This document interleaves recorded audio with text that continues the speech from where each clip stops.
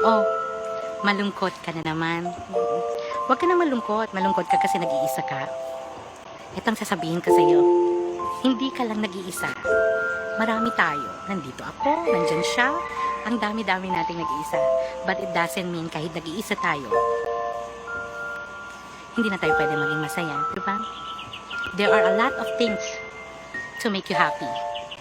Ang sabi ko nga sa iba sabi ko sa mga barkada ko, you cannot depend your happiness to anyone else because you alone, you can provide happiness on your own. Tama naman, di ba? Pero aaminin talaga natin na iba talaga ang kaligayahan pag may jowa ka, may kasama ka, may partner ka sa buhay. Pero ito para sa mga single. Sa mga alone ngayon, kung single ka, maging masaya ka. Enjoy your life habang ikaw pa ang nag-iisa. Kasi darating ang araw may partner ka na.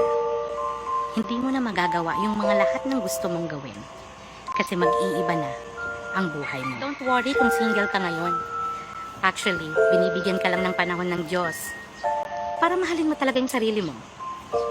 Yung may time ka sa sarili mo. Yung sasabihin mo na kahit anong gagawin mo, kahit magkamali ka man, mahalaga ka dito sa mundo. May puwang ka dito sa mundo. Kasi balang araw, darating at darating din tayo sa punto na may kasama na tayo sa buhay. May partner na tayo. At least, mahal natin ang sarili natin. I-share na natin ang pagmamahal sa kanila. At kung masasaktan man tayo, buo tayong masaktan. Yung kahit anong gawin niya, alam mo na mahalaga ka. Yun. Correct? Yeah. Happy Valentine's Day.